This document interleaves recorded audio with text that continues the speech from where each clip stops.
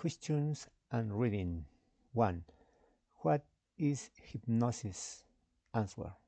Hypnosis is a state of focused attention, heightened suggestibility, and keep relaxation where the mind is more open to positive suggestions. 2. What does one become hypnotized?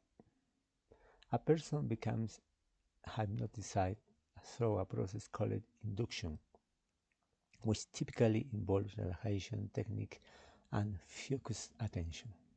3. Is a hypnosis safe? Uh, yes, hypnosis is generally safe when conducted by trained professionals. It's a natural state that most people experience daily, like daydreaming. 4. Can everyone be hypnotized? Most people can be hypnotized to some degree, but the level of susceptibility varies from person to person. 5. What are the benefits of hypnosis? Hypnosis can help with stress relief, pain management, behavior change like quitting smoking, improving sleep, and enhance mental health. 6. Is hypnosis the same as sleep? No, hypnosis is not the same as sleep. It's a state of focused attention and awareness, whereas sleep is a state of unconsciousness. 7. How long does a typical hypnosis session last? A typical hypnosis session lasts between 30 and 60 minutes. 8. Can hypnosis be done at home? Yes, self-hypnosis can be practiced at home using guided recordings or technique learned from a professional. 9. What are some common myths about hypnosis? Common myths include the idea that a hypnotist has control over the person or that people can be made to do things against their will. 10. How do you learn hypnosis? Learning hypnosis involves studying and practicing techniques that repeatedly source or training programs. It's often beneficial to learn from certified hypnotherapists. My opinion, although hypnosis has a trained aura of mystery and mystical powers, it actually happens every day without us realizing it. During the day, we enter hypnotic states for brief moments when we are induced by different stimuli such as television, social networks, songs, and suggestions we see in advertising. That's why almost everyone watches advertisements, and especially children get caught watching the scenes of advertisements, even they are repetitive and the same. Although, as adults, we can distinguish the intention of advertisers, even if we don't see, we hear it goes directly to our subconscious because these advertisements are prepared by experts in the human mind, such as psychologists, marketers, anthropologists, etc. Therefore, when we buy, we make decisions that are already influenced by these advertisements that we have seen or heard countless times. We probably enter a trance more often than we realize. Book reading. Selling your world. Every conversation has power. The idea that one person can make a difference is untrue. Your conversation with yourself and others have the power to shape the world. For better or worse, since everyone is always selling, you are never only an agent but a client as well. In the grand scheme of things, we each make a difference by selling. How we sell determines what kind of difference we make. Selling is so much more than buy my product. Selling is not a dirty word.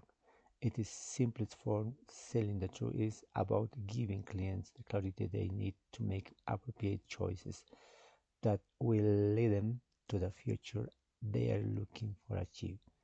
When we are able to harness the power of our human spirit, especially if we have a larger audience like a preacher, politician, or promoter, we create an echo that can reverberate around the world.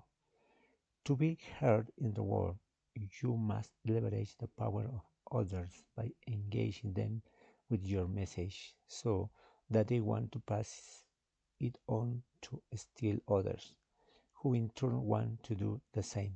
This is the ripple effect of the stone tossed into the pond. If you remain stuck in commonly used adversarial selling techniques, your conversation will shape a negative world around you based on lies. Because these conversations create negative or no impact, they are easily ignored or forgotten. When you develop your I need advisory selling skills, you will shape a world based on the truth that is embedded in contribution. What you can do. The first thing to do is make a conscious choice about the conversation you have with yourself from the moment you wake up. When you look in the mirror, will choose to sell yourself lies or the truth about you will you be today? What projects will you take and what results do you intend to produce?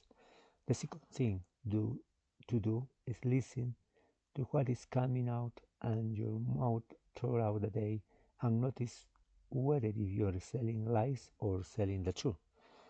You will begin to hear who you are being. This is an opportunity to determine if you are talking yourself up to, to the truth or down the tube and make adjustments in your conversation. Make a choice to follow the steps up the tube. This will take a lot of practice and a new dedication to listen what you say to others. The third thing to do is listen to how others talk themselves down the tube and see how well you can influence them to turn their conversation around adapt tube. This will be good practices for working with yourself and your clients. Clients are often looking for how something can work, and it will be your job to give clients a clear view of how things can work, diminishing the influence of a client's negative conversation. By using the advisory selling method, you will learn to stop selling lies and start selling the truth. You will develop your natural ability to move yourself and your clients up the tube and into an evolving relationship of partnership and collaboration. Chapter 2. Why Selling Began. Origins and Foundation of Selling. In ancient times, our early form of selling was rooted in deception. Survival required defending ourselves against formidable predators and hunting by any means possible. For instance, in prehistoric times, ingenious traps were devised to capture a meal. A prime example was the digging of deep holes in the earth, cleverly concealing sharp stakes at the bottom. Pot was strategically positioned at the center. Atop this post, an incising chunk of meat was placed as bait. A bear or another unsuspecting animal could be lured by the prospect of dinner, but end up as a main course instead. The tables were turned, and the predator became the prey, all thanks to the art of deceptive selling. Herein lies the origin of the classic form of deceptive selling called bait and switch. This is a selling technique that involves conspiring to deceive and as a way to outsmart clients so they get what we want from them, even it's at clients' expense. We have been prone to selling lies ever since. This is part of selling that many selling agents don't feel good about but were unable to avoid. This is a deeply ingrained within us through hundreds of thousands of years of practice. Let's take a more in-depth look at the origins of selling and how those origins shape our conscious and unconscious sense of what selling is and is not. Selling began when humans began. Prehistoric humans invent selling to survive in a natural world, but our world today is quite different. The natural world is not shaped by selling, it is shaped by survival. As humans, we develop selling as our unique way to survive the challenge involved in the relentlessly unforgiving natural world. Selling has an unarguably,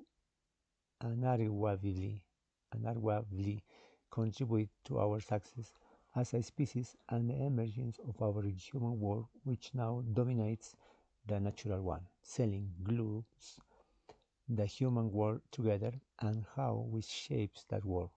Know, however, that there are two distinct types of selling that stand in opposition to each other.